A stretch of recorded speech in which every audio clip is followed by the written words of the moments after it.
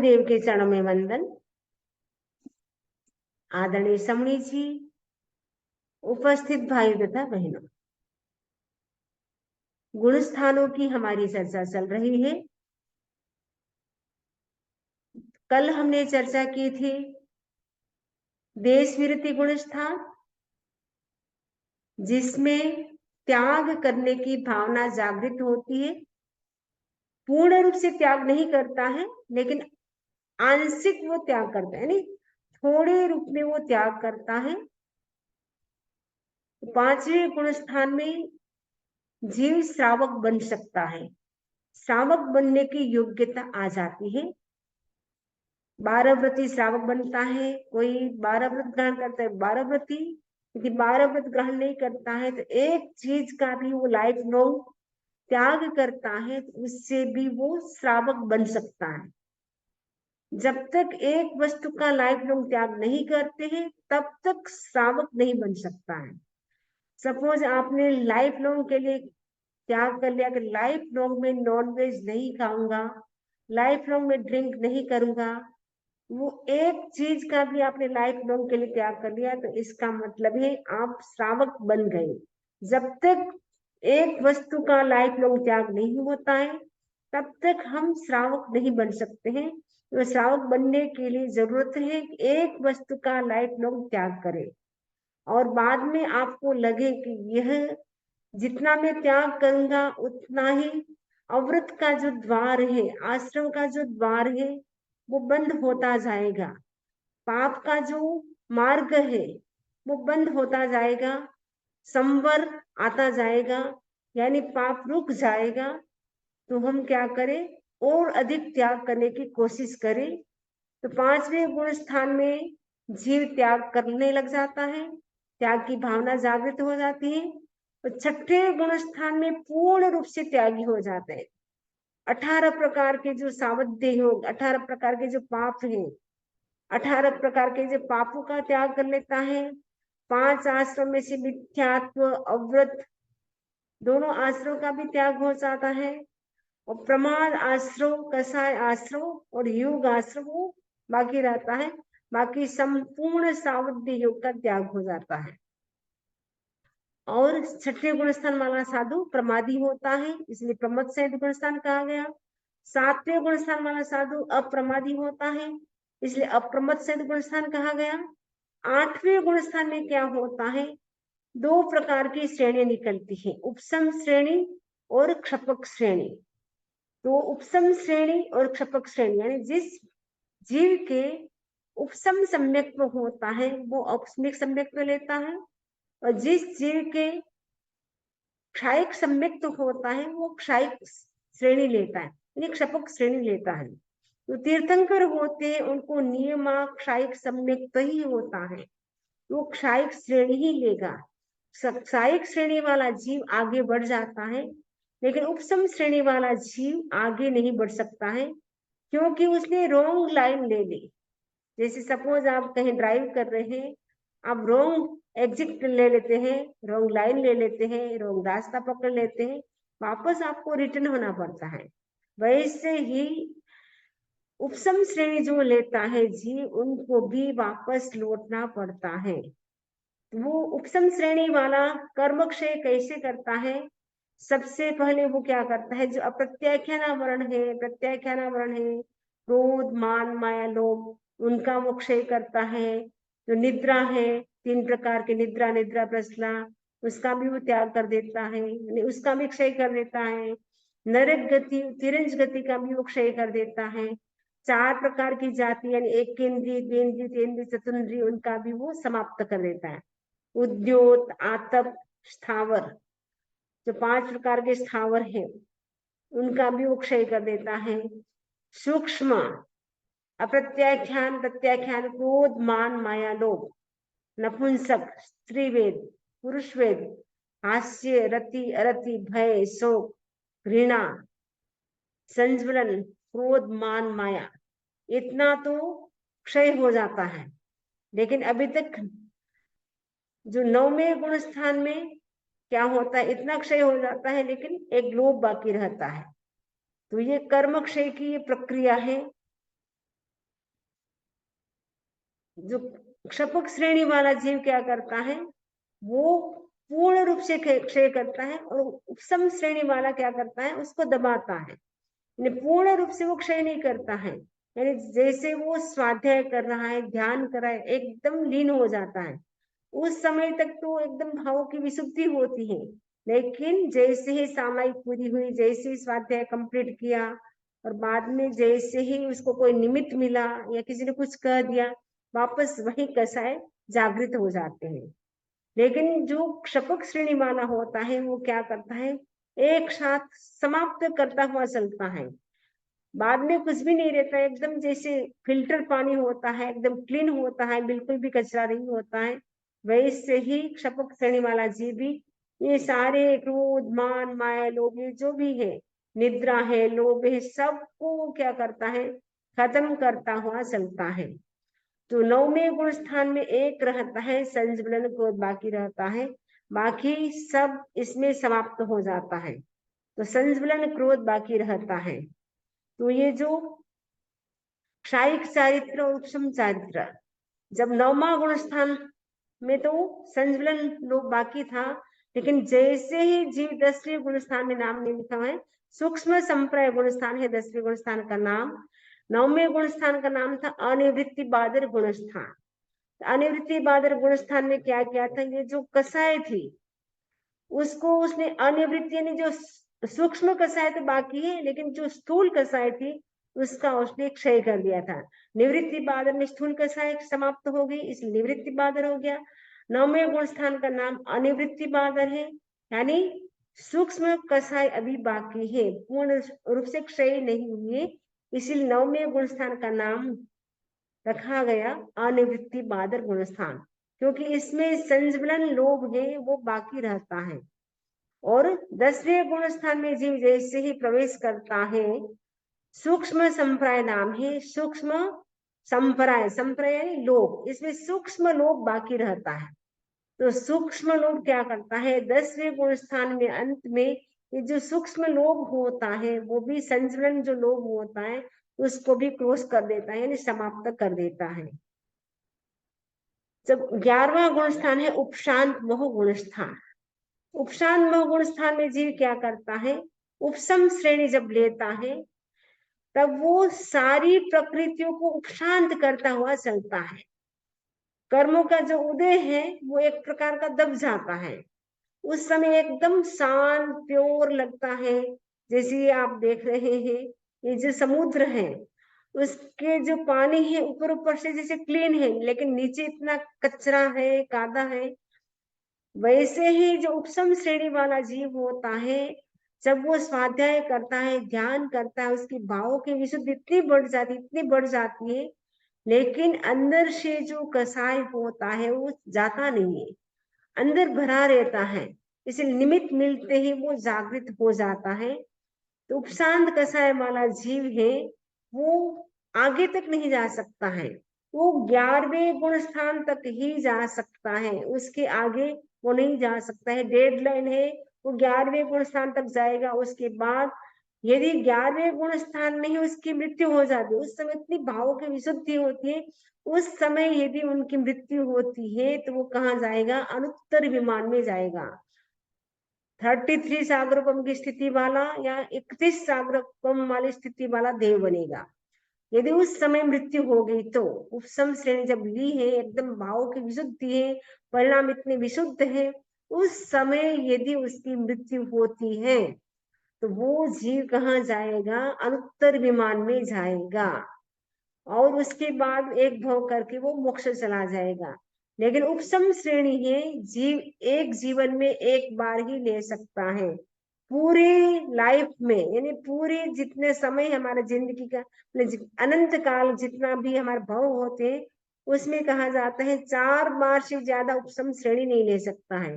Total 4 बार ही जीव ले सकता है, लेकिन एक भव में उपशम श्रेणी एक बार ही ले सकता है, दूसरी बार नहीं ले सकता है। और उपशम श्रेणी लेने के बाद वो क्षपक श्रेणी भी नहीं ले सकता है। उपशम श्रेणी एक बार ले ली तो क्षपक श्रेणी भी नहीं ले सकता है। एक बार रास्ता गलत पकड़ लिया तो फिर उसको नीचे ही जाना पड़ेगा। यदि उसमें मृत्यु हो गई तब तो अनुत्तर विमान में चला गया, यदि वहां मृत्यु नहीं हुई तो नीचे गिरेगा, तो गिरता गिरता वो छठे में, पांचवे में, चौथे में, कभी कभी वो पहले गुण स्थान में भी आ सकता है, यानी मिथ्या दृष्टि भी बन सकता है, उसका सम्यक तो भी जा सकता है, क्योंकि उपसम श्रेणी की स्थिति तो कितनी है, 48 मिनट की है। तो छठे गुण स्थान में भी काफी समय तक रह सकता है, और छठे गुण स्थान नहीं तो पांचवें गुण स्थान में, चौथे गुण स्थान में, नहीं तो वो मिथ्या दृष्टि बन सकता है। मिथ्या दृष्टि बनने के बाद वापस उसकी दुर्गति भी हो सकती है। तो उपशांत मोह गुण स्थान क्या करता है, कसायों को क्या करता है, दबाता है, और बाद में निमित्त मिलते ही वो उभर जाता है। तो ये उपशांत मोह गुण स्थान है, 11वां गुण स्थान है, जिसमें व्यक्ति क्या करता है, मोह को शांत करता है, यानी राग द्वेष जो है, क्रोध मान माया लोभ, अनंतानुबंधी क्रोध मान माया लोभ, प्रत्याख्यान प्रत्याख्यान संजलन क्रोध मान माया लोभ, उन सबको वो दबाता हुआ चलता है। और 9 प्रकार के जो कषाय हैं, हास्य, रति, अरति, भय, शोक, जुगुप्सा, स्त्रीवेद, पुरुष वेद, नपुंसक वेद, इन सबको भी वो शांत कर देता है, दबा देता है। लेकिन जैसे ही निमित्त मिलते ही वो उभर जाता है, इसीलिए इस गुण स्थान का नाम है उपशांत मोह। जैसे राख से अग्नि है, वो राख से हमने ढक दी, वो कब तक रहेगी, जब तक हवा का झोंका नहीं आएगा तब तक वो ढकी हुई रहेगी, लेकिन जैसे ही हवा का झोंका आएगा वापस वो भभक जाएगी। वैसे ही हमने जो कसायों को दबा के रखा था, जैसे ही निमित्त मिला वापस वो कसाय जागृत हो जाएगा। तो उपशांत मोह गुण स्थान में जीव क्या करता है, कसायों को वो दबाता रहता है। और 12वां गुण स्थान है क्षीण मोह गुण स्थान।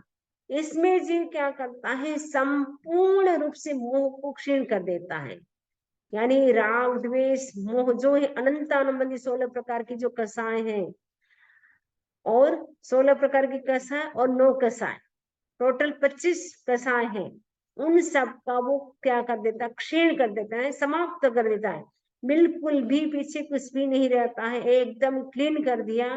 तो कोई भी कुछ भी कहे उनको कोई फर्क नहीं पड़ता है, उनका मुंह पूर्ण रूप से समाप्त हो जाता है 12वें गुण स्थान में। और मोह क्या है, एक प्रकार का सेनापति है, मोह एक प्रकार का राजा है।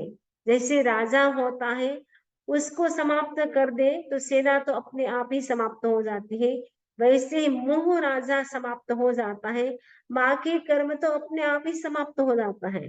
तो मोह कर्म को क्षय करने के लिए जीव कितने कितने गुण स्थान तक, एक से लेकर के यानी चौथे गुण स्थान से लेकर के वो 13वें गुण स्थान तक, यानी 12वें गुण स्थान तक उसको प्रयास करना पड़ता है। 13वां तो केवली हो जाएगा, 12वें गुण स्थान में वो क्या करता है, मोह को कपाता है, एकदम समाप्त कर देता है। तो मोह कर्म को क्षय करने के लिए व्यक्ति को कितना पुरुषार्थ करना पड़ता है, बाकी 7 कर्म को क्षय करने के लिए पुरुषार्थ नहीं करना पड़ता है, केवल मोह कर्म को क्षय करने के लिए ही जीव को पुरुषार्थ करना पड़ता है, क्योंकि मोह कर्म ही एक ऐसा कर्म है जो जीव को संसार में परिभ्रमण कराता है। यदि मोह हमारा समाप्त हो जाए तो हमें मोक्ष मिल जाए, मोह मोह का क्षय हो जाए तो हमें मोक्ष मिल जाए, लेकिन मोह का क्षय नहीं होता है तब तक मोक्ष नहीं मिलता है। तो 12वें गुण स्थान में जीव क्या करता है, संपूर्ण रूप से मोह का क्षय कर देता है, फिर वो नीचे गिरने का कोई चांस नहीं, इसमें जीव आगे बढ़ेगा लेकिन वो नीचे नहीं गिरेगा। 13वां गुण स्थान है सहयोगी केवली गुण स्थान। तो सहयोगी केवली गुण स्थान में क्या होता है, सहयोगी माने योग सहित मन वचन काया की प्रवृत्ति को योग कहते हैं। इसमें मन वचन और काया की प्रवृत्ति चलती रहती है। 13वें गुण स्थान में क्या होता है, योग रहता है, लेकिन मोह ने कर्म 12वें गुण स्थान में समाप्त कर दिया। तो जैसे ही मोह ने कर्म क्षीण हुआ, और इसके साथ साथ जो घाती कर्म और थे, ज्ञानावरणीय, दर्शनावरणीय और अंतराय, ये 4 घाती कर्म है, ज्ञानावरणीय, दर्शनावरणीय, मोहनी और अंतराय। तो सबसे पहले 12वें गुण स्थान में मोह ने कर्म को क्षय किया, 13वें गुण स्थान में प्रवेश करते ही ज्ञानावरणीय, दर्शनावरणीय और अंतराय, इन तीनों कर्मों का भी क्षय कर दिया। तो 4 कर्म जो घाती कर्म थे, जो आत्मा के जो मूल गुण थे, अनंत ज्ञान, अनंत दर्शन, अनंत चारित्र, अनंत शक्ति, उनको रोके रखा हुआ था। तो इन कर्मों का क्षय होने से वो गुण भी प्रकट हो जाता है, यानी 13वें गुण स्थान में केवल ज्ञान की प्राप्ति हो जाती है। और ये केवल केवल ज्ञान की प्राप्ति होने से क्या होता है, सारी जड़ें हिल जाती है, कर्मों की जड़ें होती है वो हिल जाती हैं। जैसे वृक्ष की जड़ें होती है वो हिल जाती है, फिर वृक्ष जो हरे भरे नहीं रह सकते, फिर वो एकदम पीले हो जाएंगे, फिर वो आगे उसका ग्रो नहीं होगा। वैसे ही 13वें गुण स्थान में जीव की क्या जो कर्म की जो जड़ें थी वो एकदम हिल गई। अब मात्र अघाती कर्म बाकी रहे। अघाती कर्म को क्षीण करने में कोई पुरुषार्थ नहीं करना पड़ता है, कोई साधना नहीं करनी पड़ती। बस मोहनीय कर्म को क्षय करने के लिए कितनी साधना करनी पड़ती है। भगवान महावीर ने 12.5 वर्ष तक साधना की, तब जाकर के केवल ज्ञान की प्राप्ति हुई। और भगवान ऋषभ ने तो 1000 वर्ष तक साधना की, तब केवल ज्ञान की प्राप्ति हुई। क्योंकि भगवान ऋषभ की आयु लंबी थी, 84 लाख पूर्व की थी, तो 1 लाख पूर्व उनका तो संयम पर्याय था। तो 1000 वर्ष तक साधना की, तब जाकर के केवल ज्ञान की प्राप्ति हुई।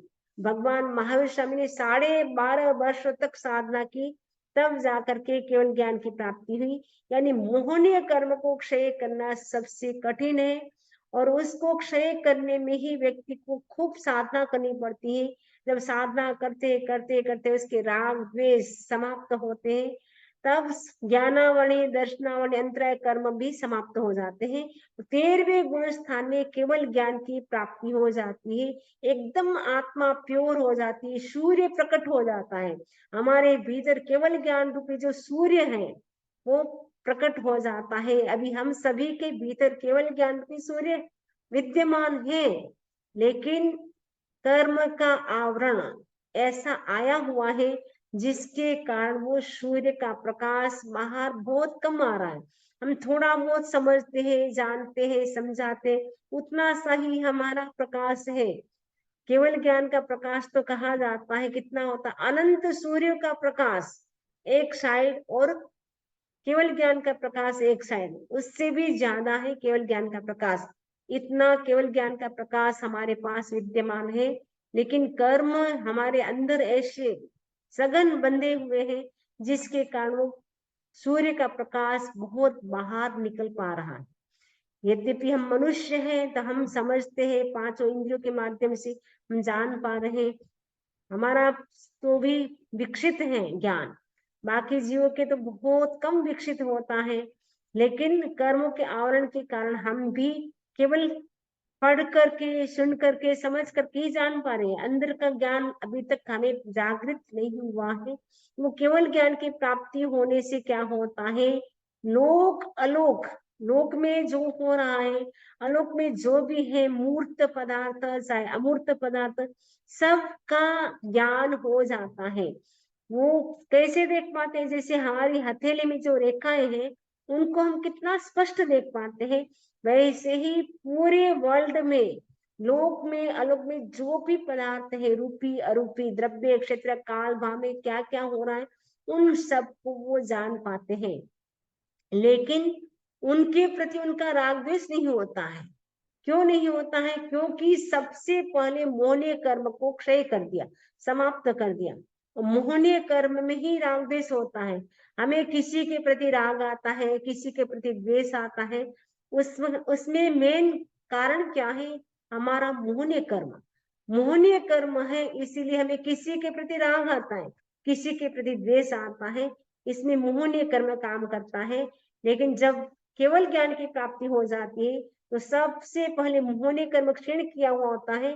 इसे लोक में इतने इतने जीवों को देखते हैं, कैसे कैसे जीव होते हैं, एक एक शरीर में कैसे कैसे जीव रहते हैं, किसकी क्या स्थिति है, नरक के जीव कैसे हैं, सब कुछ वो केवल ज्ञान में आ जाता है। लेकिन उनको न किसी के प्रति राग होता है, न द्वेष होता है, बस जस्ट वो देखते रहते, परसेप्शन करते रहते हैं, वो उसके साथ अटैच नहीं होते, राग द्वेष नहीं करते हैं। तो केवल ज्ञान 13वें गुण स्थान में प्राप्त हो जाता है, और हमारा सबका लक्ष्य है केवल ज्ञान की प्राप्ति करना। तो उसके लिए हमें पुरुषार्थ करना पड़ेगा, मोह कर्म हमारा क्षय कितना हो सकता है। इस जन्म में हम पुरुषार्थ करते रहे ताकि वो जो हम साधना करते हैं वो नेक्स्ट बर्थ में भी कैरी ऑन होती है, वो संस्कार हमारे भीतर रहते हैं। अभी हमने साधना की, काफी मोह कर्म क्षय कर दिया, हो सकता है नेक्स्ट बर्थ में हमारा पूरा मोह कर्म क्षय हो जाए, केवल ज्ञान की भी प्राप्ति हो सकती है। एक भव अवतारी भी हम बन सकते हैं। इस जन्म में हम इतना पुरुषार्थ कर ले, एक भव अवतारी भी बन सकते हैं। इस जन्म में हमारा मोक्ष नहीं हो सकता है 5वें आर्य में, लेकिन हम एक भव अवतारी तो बन ही सकते हैं, क्योंकि 5वें आर्य के जन्मे हुए प्राणी वो 7वें गुण स्थान से आगे नहीं जा सकते। यानी अप्रमादी गुण स्थान जो 7वां है वहां तक ही जा सकता है, 8वां गुण स्थान भी नहीं ले सकता है। जो क्षपक श्रेणी, जो उपसम श्रेणी, वो कुछ भी इस 5वें आर्य के जीव नहीं ले सकता है। तो हम ऐसी साधना करें कि हम एक भव अवतारी हो जाए, वैसी साधना तो हम कर सकते हैं। आराधक पद को प्राप्त कर सकते हैं, सम्यक दर्शन को प्राप्त कर सकते हैं। हम सम्यक दर्शन को प्राप्त बनाने का लक्ष्य रखना है कि सम्यक दर्शन की हमें प्राप्ति हो इसी जन्म में। सम्यक दर्शन, सम्यक ज्ञान, सम्यक चारित्र की हमें प्राप्ति हो, वो भावना हमें रखनी है। वो भावना हम अंदर रखेंगे और लास्ट में हमें संधारा करना है, वो भावना भी हमें रखना है। इस शरीर को मुझे संधारे के साथ छोड़ना है। अभी से हम अनुप्रेक्षा करेंगे तो लास्ट में वो भाव आएगा। यदि हम अभी अनुप्रेक्षा नहीं करेंगे, अभी चिंतन नहीं करेंगे, एक का एक लास्ट में कोई भाव आने वाला नहीं है। अभी से उठ करके सोते समय, उठते समय हमें चिंतन करना है कि वो दिन धन्य होगा। श्रावक के 3 मनोरथ है कि आरंभ समारंभ का त्याग करूंगा, वो दिन धन्य होगा। मैं दीक्षा ग्रहण करूंगा, वो दिन धन्य होगा जब मैं इस शरीर को संलेखना संधारे के साथ त्याग करूंगा। तो अभी से हमें अपने आप को भावित करना है, चिंतन करना है। तो लास्ट में जो हमारी जो भावना अभी है वो अवश्य ही पूर्ण हो सकती है। तो हमारा लक्ष्य है केवल ज्ञान को प्राप्त करना। तो केवल ज्ञान प्राप्त करने के लिए हम साधना करते रहे, साधना करते रहे। ऐसा ना सोचे कि अरे ये 5वां है, इस जन्म में तो मोक्ष होना नहीं है, तो साधना करना बेकार है। बेकार नहीं है, साधना कभी निष्फल नहीं जाती है। जो भी हम साधना करते हैं उसका फल अवश्य मिलता है, इसलिए हमें निराश नहीं होना है। हमें ये उत्साह रखना है कि हमें एक भव अवतारी बनना है। अब हमें जन्म मरण नहीं करना है।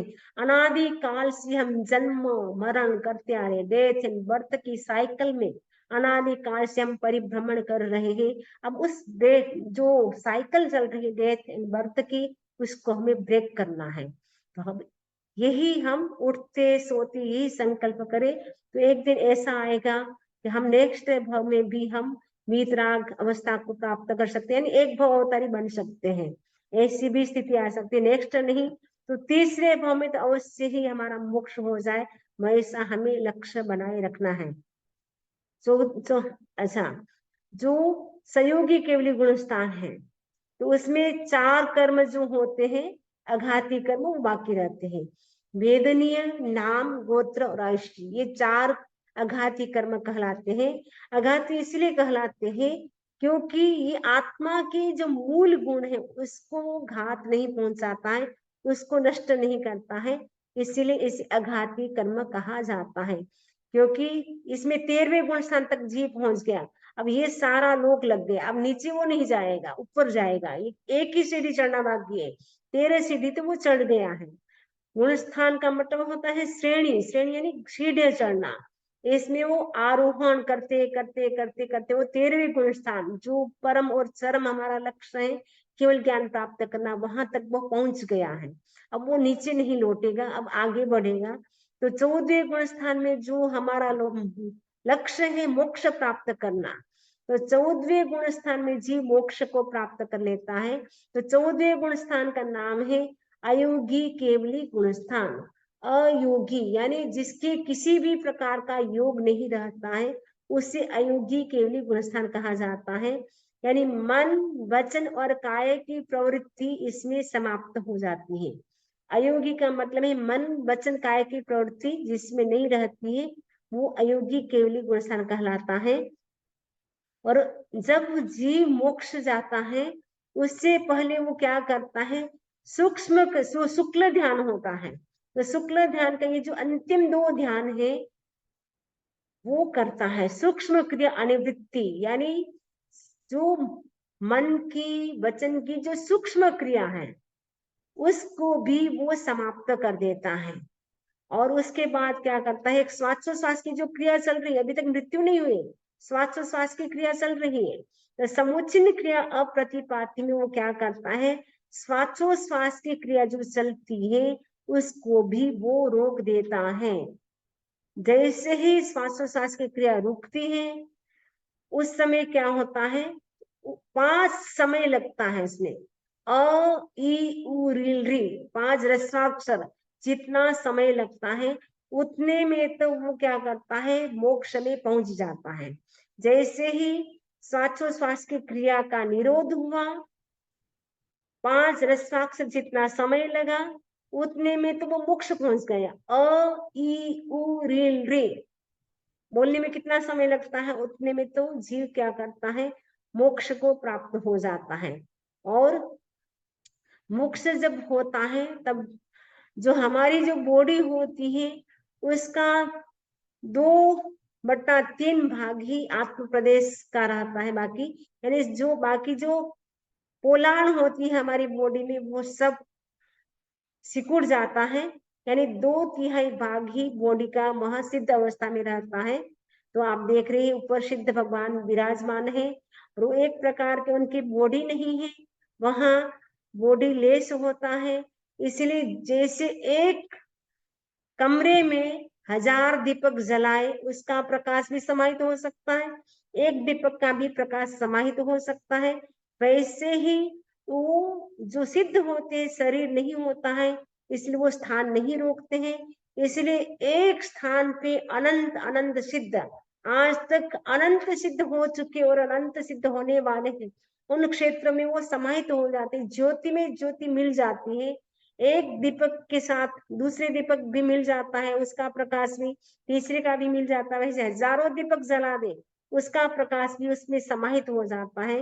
वैसे ही मोक्ष में भी सिद्धशिला, जहाँ मोक्ष का स्थान नाम है सिद्धशिला, वहां पे जब जीव विराजमान होता है वो केवल जीव रहता है, बॉडी लेस हो जाता है, उनमें बॉडी होती उनको स्थान चाहिए, बॉडी नहीं होती जीव को कोई स्थान नहीं चाहिए, क्योंकि जीव तो बड़ा सूक्ष्म है। वो सूक्ष्म होने से जीव को स्थान नहीं चाहिए, वो ज्योति एक प्रकार की होती है, तो ज्योति में ज्योति विलीन हो जाती है और हमेशा शाश्वत सुख में, परमानेंट सुख में विराजमान होते हैं। अब सिद्ध होने के बाद न जन्म न जरा न मृत्यु न रोग न शोक, कुछ भी नहीं, शाश्वत सुख में वो विराजमान हो जाते हैं। हमेशा हमेशा के लिए डेथ एंड बर्थ की जो साइकिल चल रही थी वो 14वें पूर्ण स्थान में समाप्त हो गई, हमेशा हमेशा के लिए अब सिद्ध अवस्था को प्राप्त हो गए, मोक्ष में वो चले गए। तो हमारा सबका लक्ष्य भी है मोक्ष प्राप्त करना, इसीलिए हम ये क्लास सुनते हैं, हम सामायिक करते हैं, स्वाध्याय करते, क्यों करते हैं कि हमें जन्म मरण से मुक्त होना है। अनंत काल बीत गया, कैसे कैसे योनियों में हमारा जन्म हो गया, तो अब उन योनियों में वापस हमें नहीं जाना है। अब हमें नरक गति में नहीं जाना है, तिरंज गति में भी नहीं जाना है, निगोद में भी नहीं जाना है, क्योंकि वहां जाने के बाद तो वहां से वापस निकलना बड़ा कठिन है।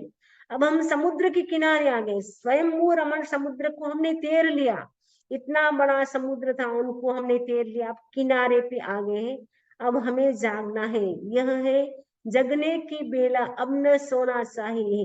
ये मनुष्य भव मिला है वो जागने के लिए मिला है, कुछ करने के लिए मिला है। तो हमारा ये मनुष्य भव सफल हो उसके लिए हम साधना करते रहे, 1 मिनट भी हम प्रमाद में न बिताए। भगवान महावीर का सूत्र याद रखे, समयम गोयम मा पमाए, मुझे एक क्षण भी प्रमाद नहीं करना है, क्योंकि भगवान कहते हैं दुल्लहे कलु मानुष्य भवे चिरकालेन भी सब पाणिनम गाढ़ाय विभाग कमुणो समयम गोयम मापमाय, दुर्लहे खलु मानुष्य भवे, यानी मनुष्य भव को भगवान दुर्लभ कहते हैं। और बहुत सारे प्राणियों को मनुष्य जन्म मिलना भी बड़ा कठिन होता है, क्योंकि उनके कर्म का बंधन ऐसा तीव्र होता है, कि वो मनुष्य भाव को भी प्राप्त नहीं कर पाते हैं। हम तो कितने लकी हैं कि हमें मनुष्य भाव मिला, उसमें भी उत्तम कुल, आर्य क्षेत्र, जैन धर्म सब कुछ मिला है। इसमें भी अगर हमने कुछ नहीं किया तो लास्ट में पश्चाताप होगा कि हमें मनुष्य भाव मिला लेकिन हमने कुछ नहीं किया, खाने पीने सोने में ही सारा समय हमने वेस्ट कर दिया। हमें ऐसा नहीं करना है, एक एक पल का उपयोग करना है। जितना समय मिले, 24 घंटा मिलता है तो अगर हम प्रत्येक घंटे की 2-2 मिनट भी लेते हैं तो भी हमें 48 मिनट तो आराम से मिल जाती है धर्म ध्यान करने के लिए। तो कोशिश करना है। आचार्य श्री महाश्रवण जी कहते 58 घड़ी पाप की, 2 घड़ी आपकी। 58 घड़ी आप समाज के लिए, शरीर के लिए, परिवार के लिए करें, लेकिन 2 घड़ी हमें अपने लिए निकालना है। यानी प्रतिदिन हमें एक सामायिक करना है, ऐसा हमें संकल्प करना है। पुण्य श्राव प्रतिदिन सामायिक करता था, तो सामायिक, उनकी सामायिक की प्रशंसा भगवान महावीर ने की, इतनी शुद्ध सामायिक करता था। तो जब सामायिक करे तो पूर्ण रूप से शुद्ध करने की कोशिश करे, उसमें दोष न लगाए। सामायिक भी कर ली, साथ में घर की बातें भी कर ली, नींद भी ले ली, ऐसी सामायिक हमें नहीं करना है।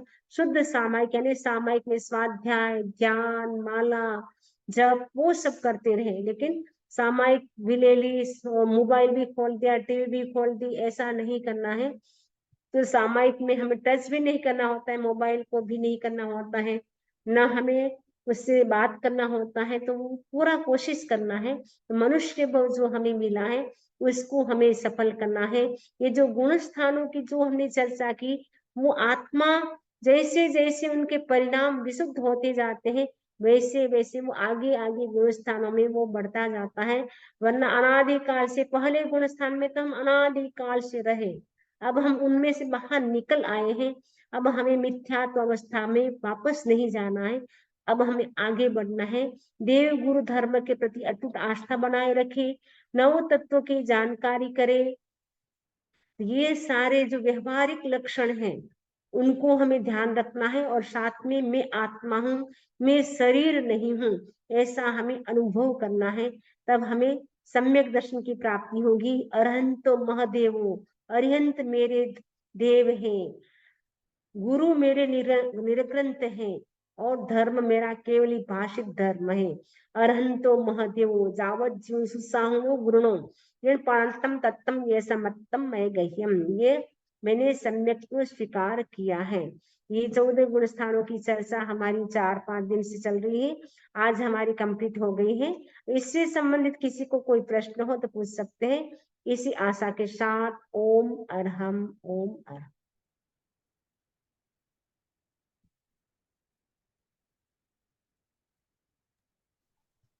हाँ बोलिए। वंदावी नमन स्वामी।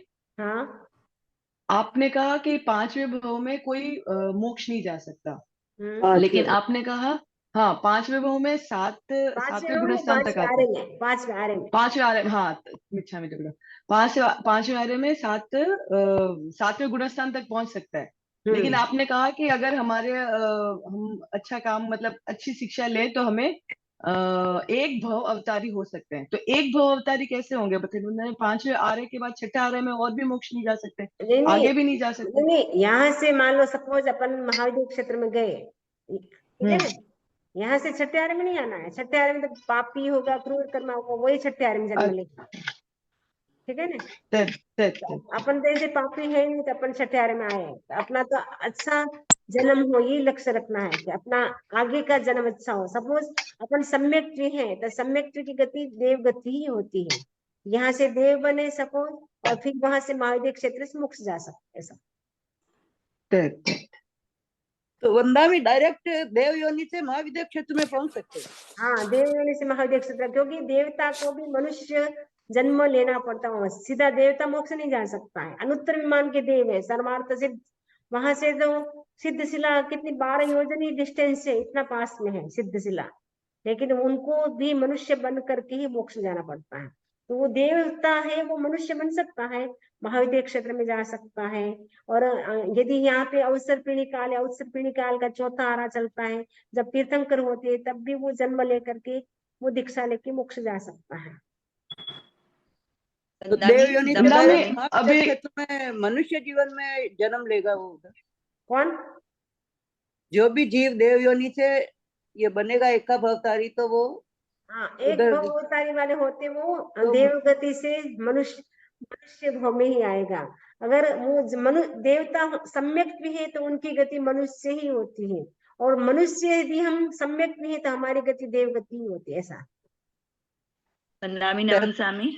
हाँ। अच्छा वंदामी, एक है ना अपना कहते हैं वेद का अस्तित्व 9वें गुण स्थान तक ही रहता है, तो ये वेद मतलब 9वें के आगे वेद नहीं होता, मतलब स्त्री पुरुष की वो खत्म हो जाती है।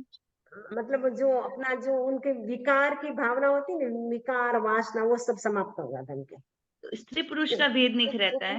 उनके लिंग तो जो है वही रहेगा, लेकिन स्त्री पुरुष का जो होता है ना, स्त्री के प्रति पुरुष का आकर्षण, पुरुष का स्त्री के प्रति आकर्षण होता है, वो समाप्त हो जाता है उनका। वंदामी जी। आराम। वंदामी नमो स्वामी महाराज, ये सिद्ध अवस्था में अटल अवगाहन और ये इसका मतलब क्या हुआ? अटल अवगाहन का मतलब है एकदम वो अटल स्थिर रहते हैं, लेकिन वो 2/3 पार्ट होता है, और 2/3 भाग ही रहता है उनका। बॉडी का जितना बॉडी होती है उसके हिसाब से उनका 2/3 भाग ही रहता है। बाकी बॉडी मतलब पोलाण जो होती है ना वो चली जाती है, क्योंकि बॉडी में पोलाण भी है ना, जैसे नाक है, कान है, जो वो भाग जो पोलाण है, अंगुलियां हैं जैसे पोलाण, वो सारा वो एकदम ठूस हो जाएगा, और 2/3 भाग रहेगा, 2/3। तो ये वंदामी ऊपर का भाग नहीं रहता है, नीचे का भाग नहीं रहता। और पूरी बॉडी का ऐसे करते हैं, ऊपर नीचे का नहीं, पूरी बॉडी का 2/3 भाग ही रहता है उनका, उतना सा मतलब वो रहता है। वो वहां तो शरीर तो होता नहीं, मतलब उतना आकार रहता है, क्योंकि वहां तो वो सिद्ध अवस्था में शरीर तो नहीं होता ना, अशरीरी होते हैं। उनका मतलब आकार वो ज्योति, मतलब जैसे दीपक होता है जिसकी लो किसी की बड़ी होती है, किसी की छोटी होती है, वैसे एक प्रकार की वहां ज्योति होती है, दीपक जैसी लो जैसी जलती है वैसे वो जलते हैं, वही उस रूप में होती, ज्योति के रूप में, प्रकाश प्रकाश, क्योंकि ये केवल ज्ञान हो गया ना। वंदामी नमन स्वामी समझी जी। समझी जी, अयोगी केवली अवस्था में जो आपने वो अप्रतिपादी वो सब बताया था ना, वो थोड़ा समझ में नहीं आया। अच्छा, इसमें क्या करता है, शुक्ल ध्यान है।